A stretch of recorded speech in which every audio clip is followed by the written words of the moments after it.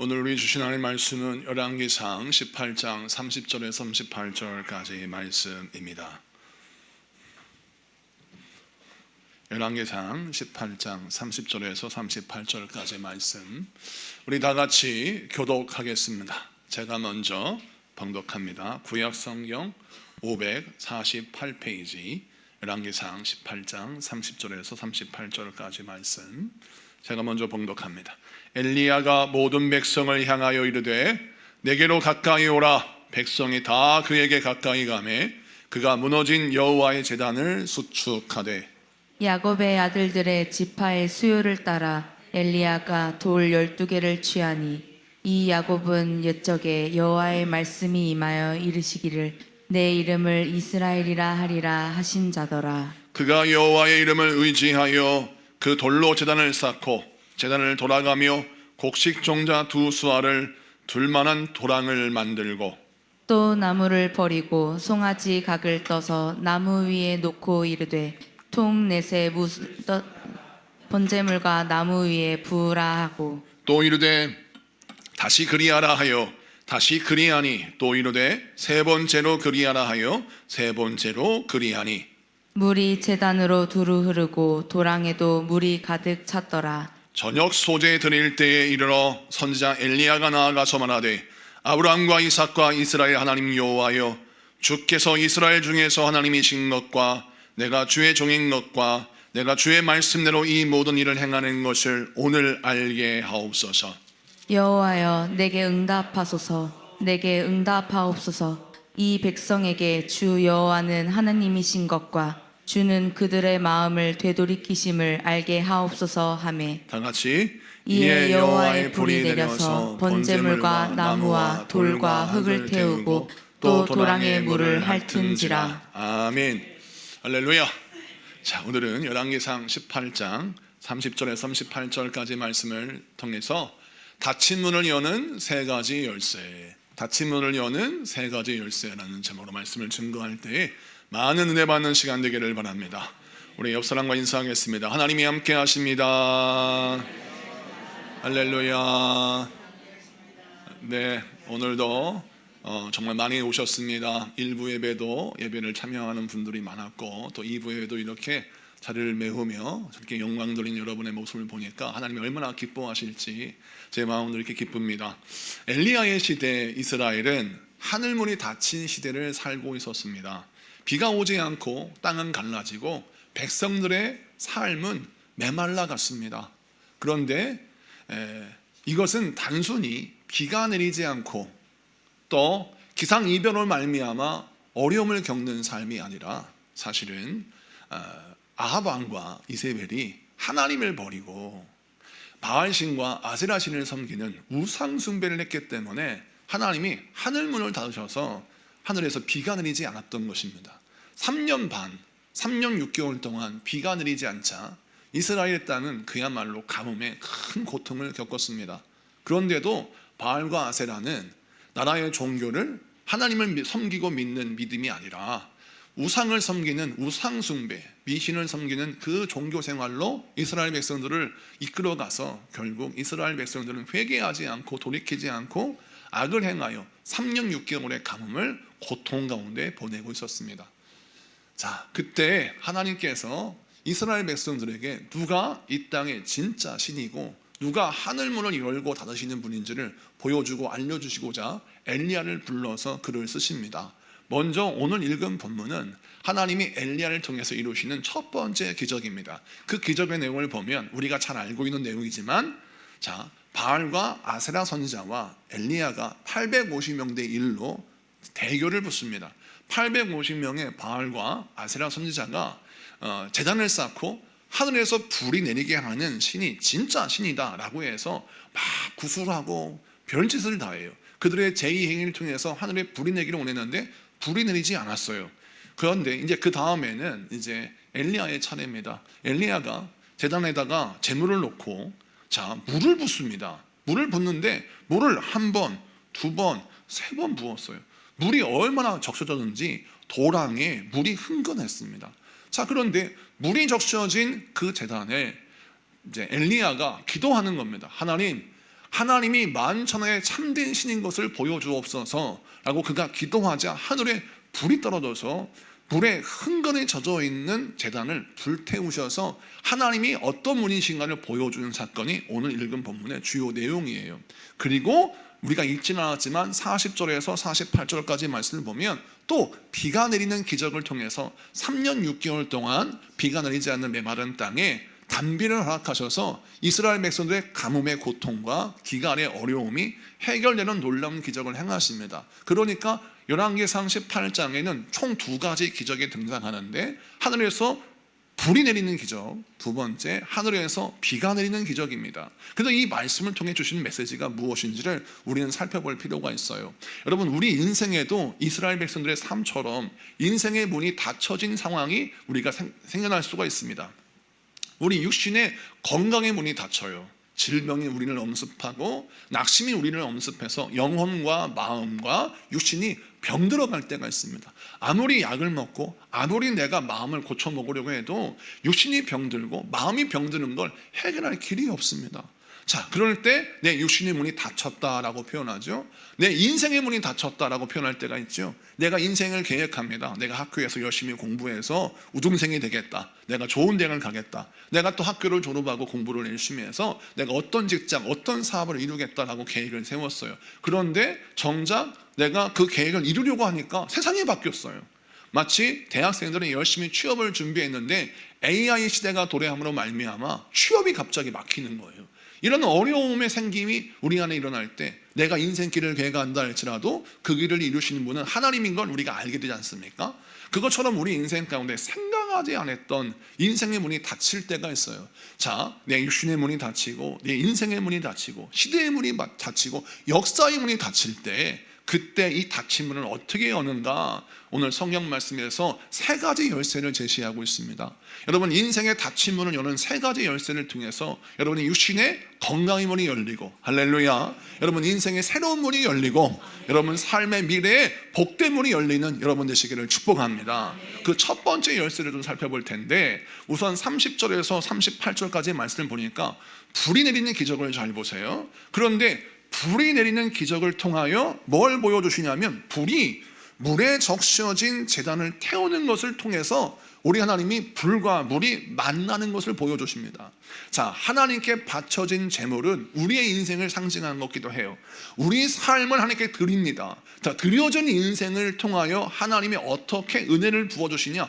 불과 물이 하나로 만나게 하시는 기적을 허락하십니다.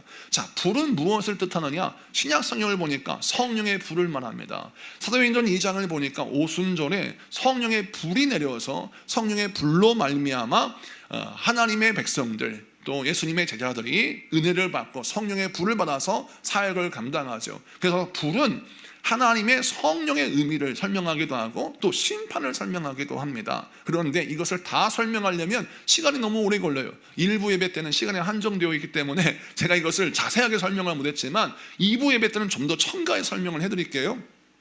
불은 심판과 하나님의 성령의 불을 설명하는데, 오늘 본문에 등장하는 의미도 역시 2가지를 설명해. 하나님께서 이 땅의 모든 더러운 것을 소멸시키는 하나님의 심판의 불을 허락하셔서 더러운 것은 태우시고 하나님께 드려진 자들은 열납하시는 은혜를 베푸세요. 그래서 하나님은 심판이 믿는 자에게는 하나님께 연락되는 기회이고, 믿지 않는 자에게는 하나님께서 그 죄를 물으시는 과정입니다. 그 다음에 이것이 또 불을 설명하는 건 성령으로 설명하는 건데, 성령의 불이 임하면 어떤 일이 벌어져요? 말씀이 이해되어지고 말씀을 통해서 새로워지는 놀라운 역사가 일어납니다. 여러분, 물은 성령에서 은혜와 말씀으로 비유되어집니다. 실제로 이사야 55장을 보면 55장에 예수님께서, 우리 하나님께서 말씀을 물로, 비로 설명하는 내용이 나와요. 성경 말씀 한번 보겠습니다. 자, 이사야 55장 10절에서 11절 말씀 같이 봉독합니다. 시작. 이는 비와 눈이 하늘로부터 내려서 그리로 되돌아가지 아니하고 땅을 적셔서 소출이 나게 하며 싹이 나게 하여 파종하는 자에게는 종자를 주며 먹는 자에게는 양식을 줌과 같이 내 입에서 나가는 말도 이와 같이 헛되이 내게로 되돌아오지 아니하고 나의 기뻐하는 뜻을 이루며 내가 보낸 일에 형통함이니라. 아멘. 이사야 55장 10절 11절은 굉장히 중요한 말씀입니다.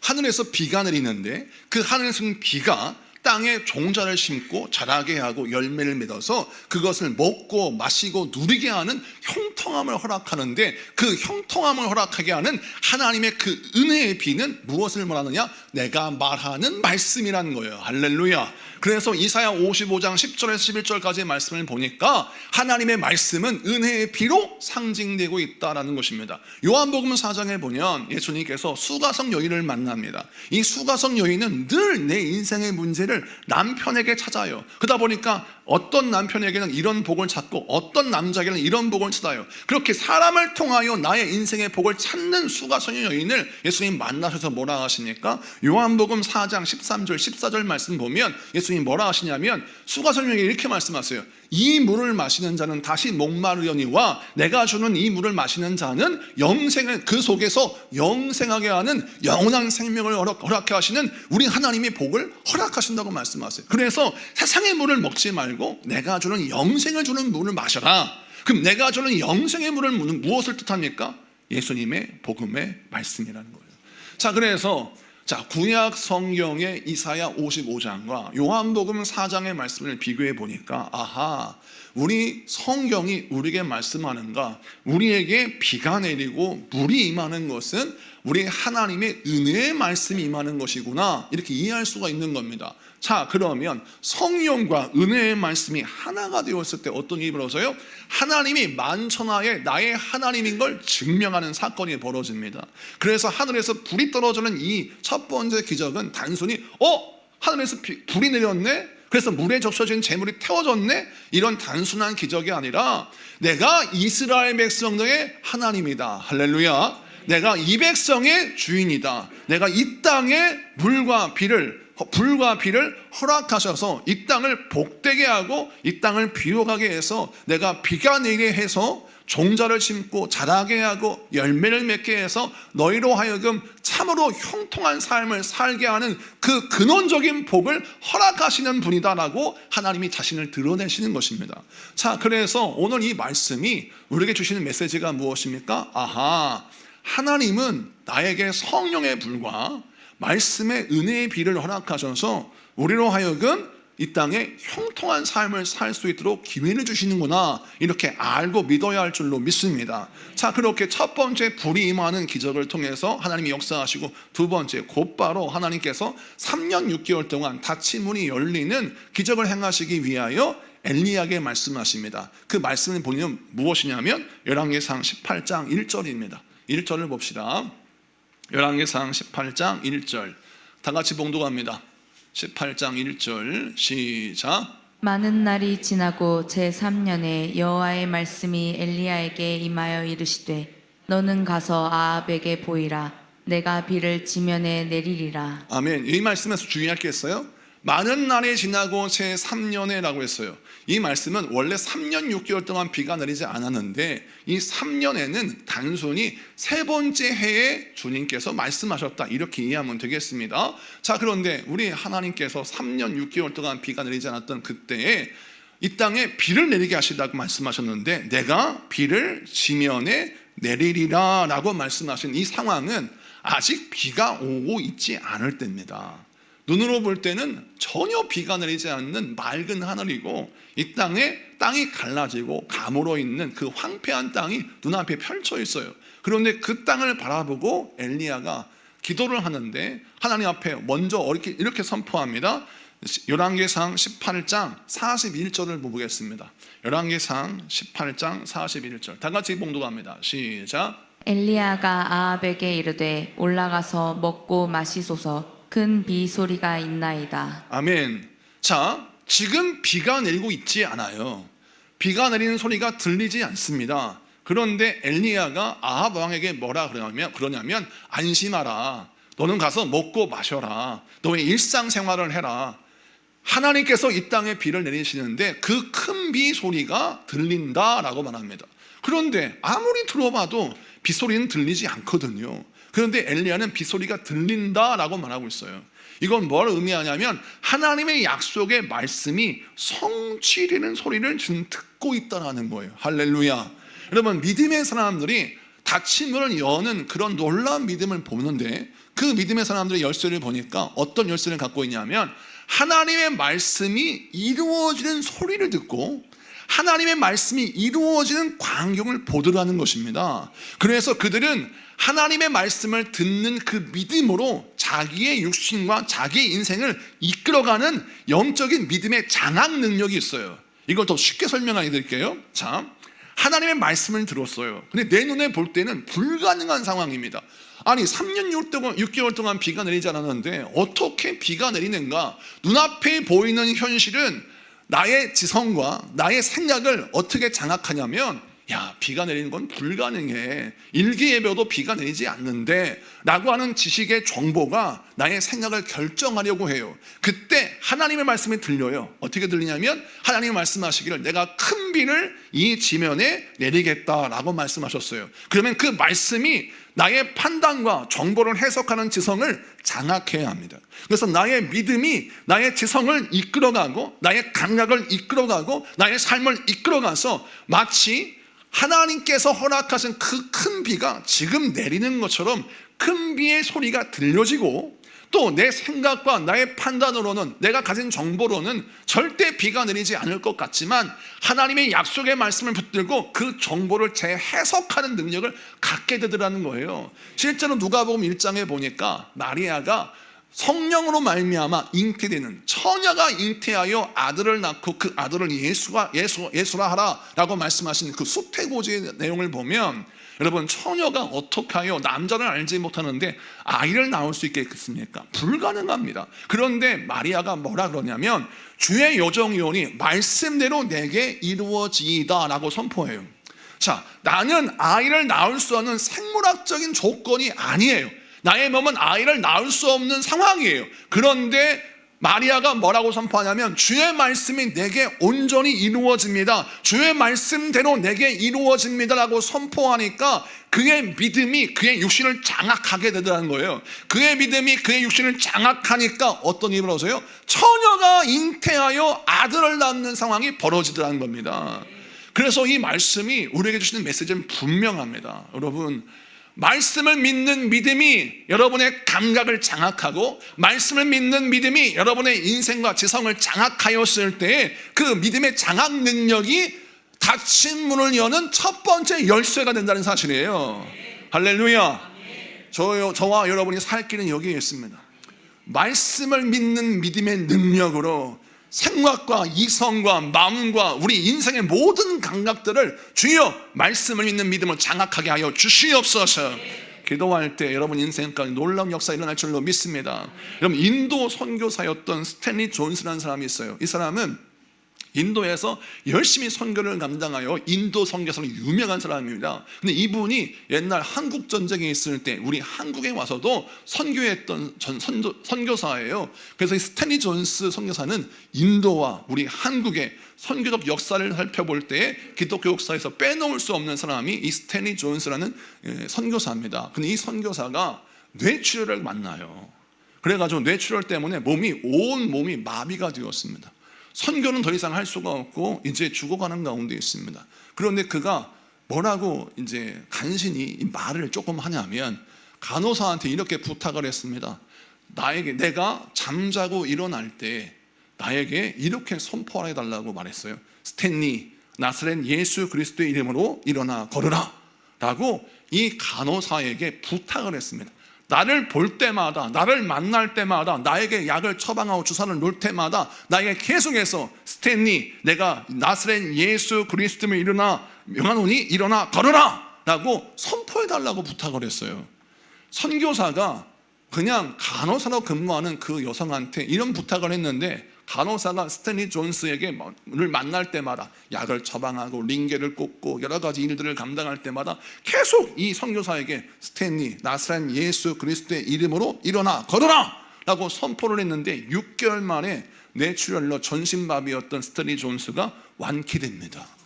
그래서 선교를 감당해요. 그가 간증하기를 이렇게 간증합니다. 만약 내가 그때 그 말씀이 나를 살리는 능력이라고 믿지 아니하고 그 말씀을 내가 듣지 않고 그 말씀을 믿지 않고 그대로 질병에 갇혀버렸다면 나는 새로운 선교를 감당할 수 없었을 것이다 라고 말하고 있어요. 여러분, 물론 이분의 독특한 특별한 간증이지만 우리에게 적용될 부분은 분명히 있는 겁니다. 여러분, 잠자고 있는 나의 영혼, 마비되어 갇혀버린 나의 인생을 향하여 들려지는 말씀을 선포합니다. 그것이 무엇입니까? 사랑하는 아무개야, 내가 예수를 명한다. 너의 인생의 문이 열릴지어다. 너의 육신의 문이 열릴지어다. 너의 인생의 문이 열릴지어다 라고 선포하며 기도하고 그 말씀을 증언할 때 그 말씀이 들리는 순간 나의 인생의 상황이 바뀌고 환경이 바뀌고 나의 삶이 바뀐다는 것입니다. 그래서 오늘 이 말씀을 통하여 여러분, 말씀이 장악하는, 믿음이 장악하는 나의 영과 마음과 생각이 되게 하여 주시옵소서.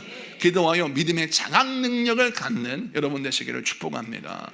두 번째 말씀을 좀 보면, 자, 읽은 본문 42절을 한번 보겠습니다. 42절, 열왕기상 18장 42절 다 같이 읽습니다. 시작. 아합이 먹고 마시러 올라가니라. 엘리야가 갈멜산 꼭대기로 올라가서 땅에 꿇어 엎드려 그의 얼굴을 무릎 사이에 넣고 43절, 그의 사원에게 이르되 올라가 바다 쪽을 바라보라. 그가 올라가 바라보고 말하되 아무것도 없나이다. 이르되 7번까지 다시 가라. 아멘. 42절 43절을 보니까 이제 엘리야가 하나님께서 말씀하신 말씀을 이루는 과정을 경험하기 위해서 지중해를 향해서, 바다를 향해서 무릎을 꿇고 기도합니다. 근데 그 기도하는 내용을 보니까 두 무릎 사이에 머리를 숙이고 머리를 담아서 기도를 하더라는 거예요. 얼마나 힘들겠습니까? 땅에 엎드려 두 무릎을 꿇고 그 무릎 사이에 머리를 박고 기도하는 기도, 어떻게 보면 굉장히 불편하고 이상한 기도의 모습이죠. 왜 이렇게 기도를 할까요? 그리고 왜 하나님은 두 번째 기적을 행하실 때 이런 기도를 시키시는 것일까요? 여러분, 우리가 신앙생활할 때 하나님의 은혜와 기적을 체험하면 어떤 문제가 생기느냐? 하나님의 기적을 체험하고 능력을 체험하는 순간 내 마음에 교만이 싹터요. 자, 승진을 경험하기 전에는, 또 축복을 경험하기 전에는 마음이 막 불안해가지고 기도할 때, 하나님 이번에 승진만 하게 하시면 제가요 더 열심히 예배하고 기도할게요. 하나님 이번에 대학만 붙게 하시면 제가 열심히 신앙생활하고 주님께 충성할게요. 하나님, 내 가정에 이런 문제가 있는데 이 문제 해결만 한다면 내가 정말 정성껏 예수님 섬기고 충성하겠습니다 라는 마음을 먹었어요. 그런데 막상 승진하고 사업이 잘 되고 질병이 해결되고 문제가 해결되면요, 그때 순간 감사는 해요. 하나님이 응답하셨다. 그리고 그 다음에 어떤 마음이 싹 들어오냐면, 아니야, 하나님이 도우셨지만 너 열심히 인생 살았잖아. 너 승진하기 위해서 얼마나 인사고점 잘 뽑기 위해서 열심히 일했니? 너 부하 직원한테 못된 상사, 못된 사람이라고 듣으면서 그 모진 그 모욕을 다 들어가면서 너 열심히 일했잖아. 너 동료들한테 질투 받으면서 열심히 일했잖아. 네가 열심히 노력했던 결과야. 네가 승진한 건 하나님의 은혜가 아니라 네 노력의 결과다라고 나를 유혹해요. 공부를 한 친구도 마찬가지예요. 좋은 대학을 들어갔어요. 그거 네가 내신 관리 잘해서 그런 거야. 네 부모님이 너에게 좋은 학원 붙여주고 좋은 과외 강사 붙여줘서 네가 이렇게 잘 된 거지. 무슨 하나님이 너를 도와주실 때 학원비를 보태주셨냐? 하나님이 너에게 무슨 쪽집게 강사를 붙여주셨냐? 라고 이런 얘기를 들어요. 그러면 우리는 자연스럽게 어떤 생각이 드냐면, 그래, 내가 열심히 살았지. 내가 노력했지. 우리 부모님이 도와주셨잖아. 내가 기도했지만 하나님 나에게 무슨 돈을 한 푼 붙여주셨어. 그러나 쪽쪽에 강사를 붙여주셨어. 아무런 도움이 없었는데, 그렇지, 내가 잘했지. 이게 유혹인 거예요. 그러면 이 사람은 첫 번째 승리에 멈추는 겁니다. 우리가 신앙생활할 때 이 유혹에 빠질 때가 굉장히 많아요. 사울왕이 이 유혹에 빠져서 처음 왕이 되었지만 결국 그 왕자리에서 멸망하게 됐습니다. 그런데 반대로 다윗은 처음 왕이 되었을 때 고생하면서 왕이 됐지만 나의 왕의 자리를 허락하신 분은 하나님이다 라고 믿고 하나님께 철저하게 겸손하게 삽니다.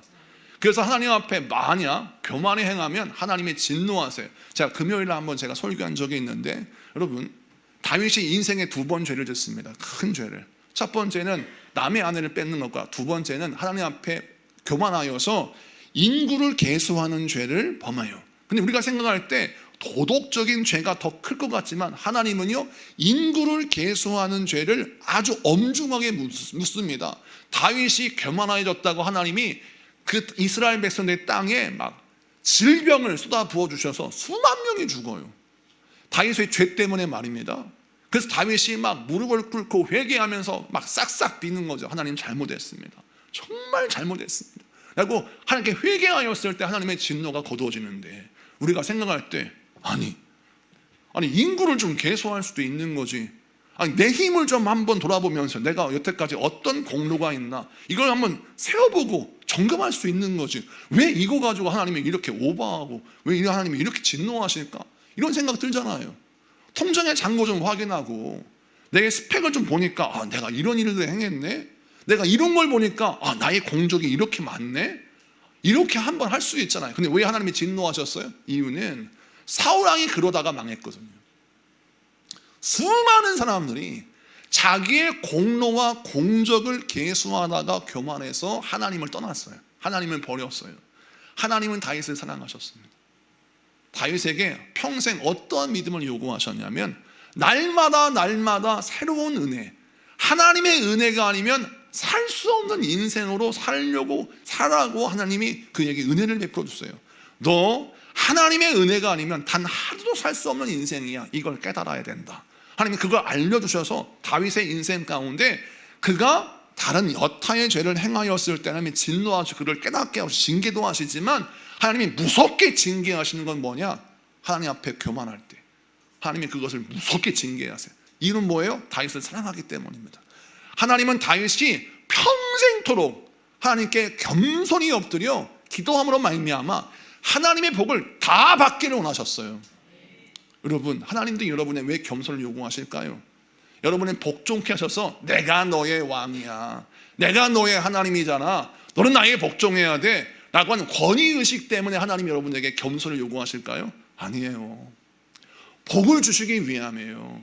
성경 창세기부터 요한계시록까지 보세요. 겸손한 자에게 복을 주시고, 할렐루야, 교만한 자에게 패망을 주십니다. 그래서 우리는 늘 명심해야 될 게, 겸손한 자는 복을 받고 교만한 자는 패망을 받는다. 그런데 우리 하나님이 우리를 겸손케 하신 이유는 무엇입니까? 평생토록 하나님의 복을 받게 하기 위함이에요. 할렐루야. 그래서 우리는 날마다 겸손해지는 것이 하나님의 은혜인 거예요.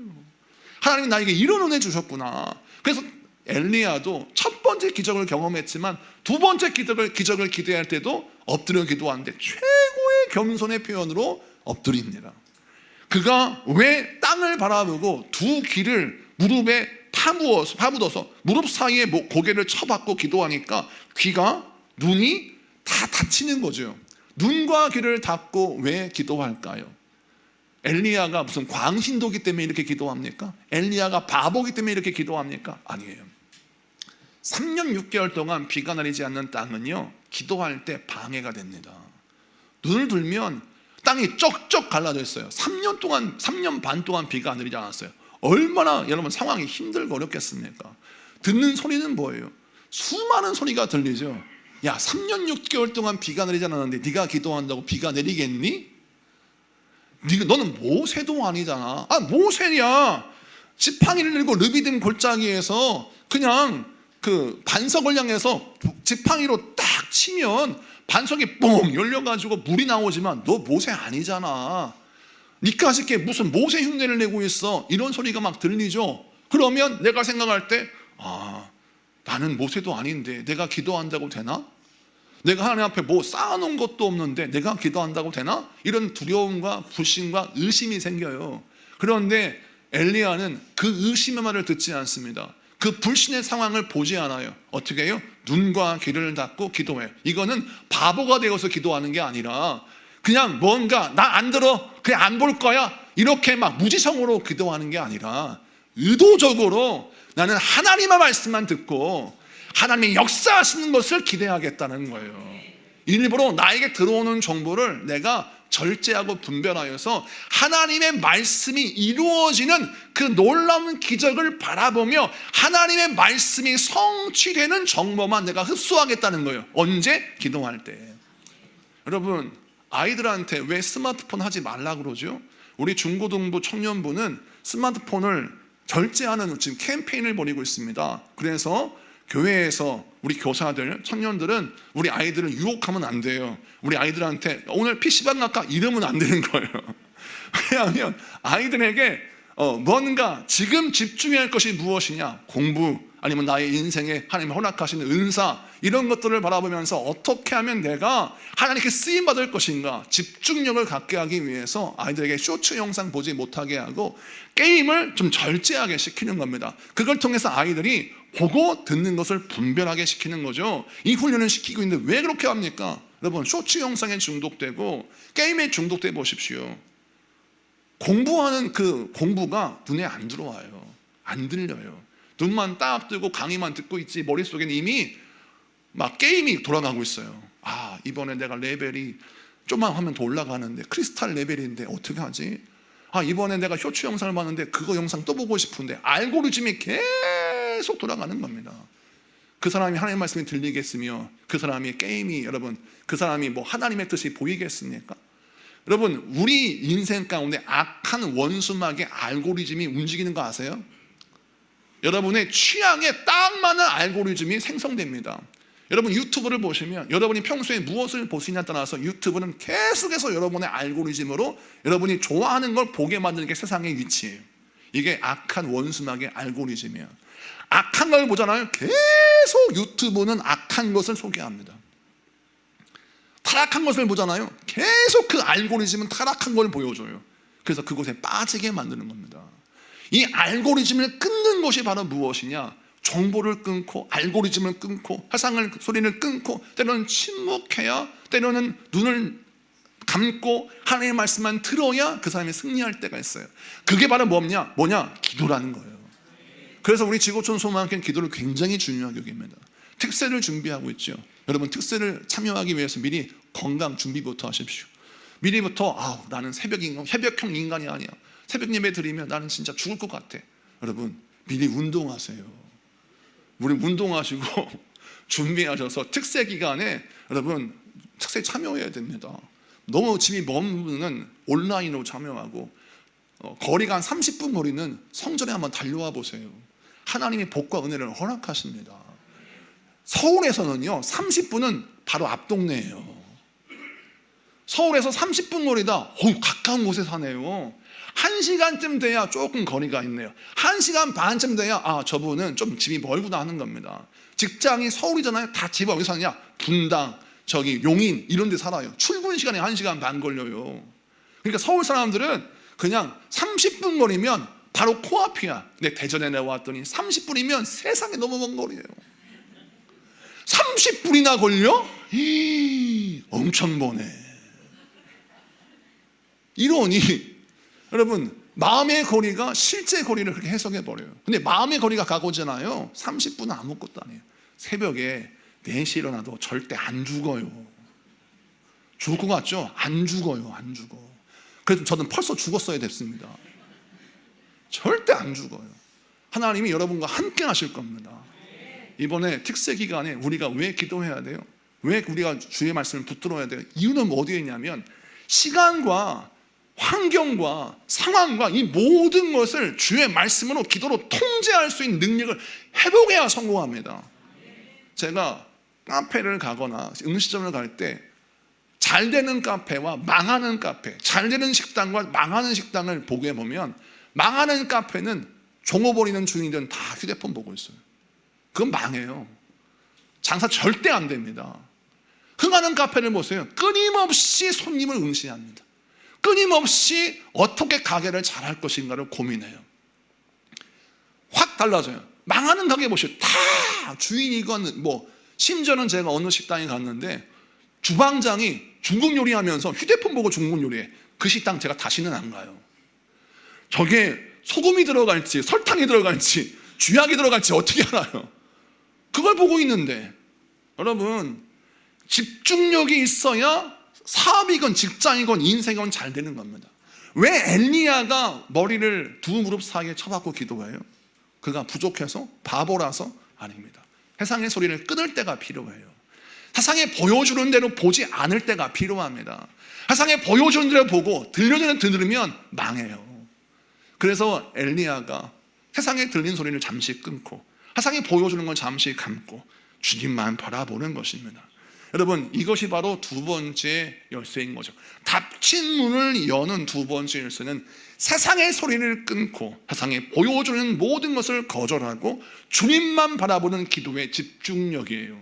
이 두 번째 열쇠, 기도의 집중력을 가졌을 때 그는 닫힌 문을 여는 열쇠를 갖는 사람인 줄로 믿으시는 여러분들에게 축복합니다. 세 번째 말씀을 좀 보면, 오늘 읽은 본문에 보니까 엘리야가 사원에게 가르쳐서 너는 지금 비구름이 오는지 가서 보고 와라 라고 해서 이 사만이 비구름이 온다는 서쪽 바다를 향해서 계속 나가봐요. 7번 가거든요. 여기에서 우리가 좀 주의 있게 보아야 될 것이, 왜 엘리야가 서쪽 바다 지주계를 바라보고 기도할까요?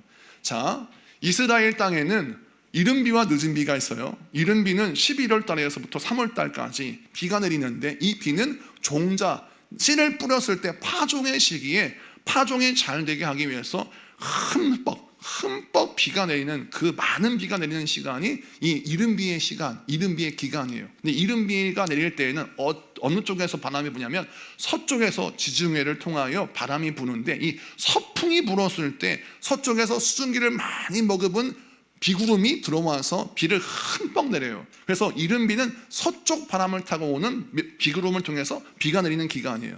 자, 그런 다음에 5월부터 8월까지는 늦은 비가 내리는데, 이 늦은 비는 열매가 연글고 추수할 때, 이 추수할 때 내리는 비가 늦은 비예요. 이 늦은 비는 저쪽 동풍이 붑니다. 자, 육지에서 불어닥치는 먹구름이 수증기를 적당히 머금고 있어요. 이 적당히 머금고 있는 비가 내림으로 말미암아 땅이 너무 메마르지도 않고 너무 비가 많이 내리지 않아서 열매가 아주 튼실하게 연글게 만드는 것이 늦은 비의 특징입니다. 자, 그렇다면 이른 비가 내리는 그 시기, 어느 쪽을 바라봐야 돼요? 서쪽을 바라보는 겁니다. 엘리야가 기도할 때 그냥 무턱대고 아무 쪽으로 바라보고 기도한 게 아니에요. 하나님의 역사가 일어나는 방향을 바라보고 기도했어요. 여러분, 신앙생활할 때 이런 믿음의 태도가 필요합니다. 하나님의 역사가 일어나는 방향을 따라 하나님의 말씀이 성취되는 그 방향을 바라보며 기도하는 것입니다. 이것을 우리에게 적용시켜보자면 무엇입니까? 하나님이 우리에게 말씀을 주셨어요. 그 말씀은 하나님의 약속이 이루어지는 현장이고 하나님의 약속에 성취된 도구예요. 그래서 우리는 항상 말씀을 보고 말씀을 붙들고 기도해야 하는 것입니다. 그래서 오늘 말씀에 서쪽 바다를 향하여 서풍을 기대하고 기도했던 이 엘리야처럼 우리는 하나님의 말씀을 바라보고 그 말씀이 온전히 이루어질 걸 기대하면서 하나님의 말씀을 바라보고 기도하는 것이 필요한데, 이 바라봄이 언제까지 이루어져야 되느냐? 7번 바라보았죠. 이 7번은 7은 완전수를 의미해요. 그러니까 완전히 하나님의 약속이 이루어질 때까지 무엇만 바라보았다? 하나님의 말씀만 바라보고 하나님의 역사가 일어나는 그 방향만 바라보았다라는 것입니다. 여러분, 닫힌 문을 여는 열쇠 세 번째가 바로 이것입니다. 하나님의 은혜가 성취되는 방향, 하나님의 약속이 이루어지는 말씀, 그것만 바라보며 기도하는데, 그 기도가 언제까지? 말씀이 이루어지고 성취되고 하나님의 역사가 나타날 때까지 기도하는 이 은혜의 기름 부음, 이 은혜의 끈질긴 기도, 이것이 세 번째 열쇠라는 거예요. 많은 사람이 한 번 기도하고 말아요. 한 일주일 기도하고 말아. 왜 교회에서 상반기에는 사순절 세일에 특별 새벽 기도를 하고, 자, 하반기에는 돌파기도 21일 돌파기를 통해서 저녁에 모여서 기도합니까? 이유는 끈질기게 기도하는 21번의 기도를 통하여 우리로 하여금 하나님의 약속이 이루어지는 것을 경험하게 하는 것입니다. 여러분, 한 번의 기도는 우리 인생을 바꿀 수 없어요. 우리가 끈질기게 기도하여서 하나님이 이루실 때까지 기도하는 끈기가 필요합니다. 그랬을 때 우리의 태도가 바뀌고 우리의 삶이 바뀌고 3년 6개월 동안 비가 내리지 않았던 기근이 해결되는 것입니다. 하루 비가 쑥 내렸다고 쳐요. 여러분, 그 비가 다 쓸려가는 거예요. 강릉에 작년에 큰 가뭄이 일었잖아요. 그때 한번 하루 비가 잘 잘 내렸습니다. 그래가지고 뉴스를 검색했어요. 강력의 큰 비가 내려서 가뭄이 해결되겠지라고 했더니 뉴스에서 기상학자가 뭐라 하냐면 가뭄이 심할 때 큰 비가 내리면 물이 땅바닥에 스며드는 게 아니라 너무 메말랐기 때문에 물이요 그냥 쓸려간대요. 땅에 이렇게 스며드는 게 아니라 쓸려간대. 그래서 만약 가뭄을 해결하려면 한 번 큰 비가 내리는 것으로 끝나는 게 아니라 이 비가 매일같이 내려야 하는 거예요. 그래서 메마른 땅이 완전히 적셔져서 웅덩이가 될 때까지 내려야 가뭄이 해결된다고 합니다. 제가 그 뉴스 기상학자의 이야기를 듣고 영적인 것도 똑같구나.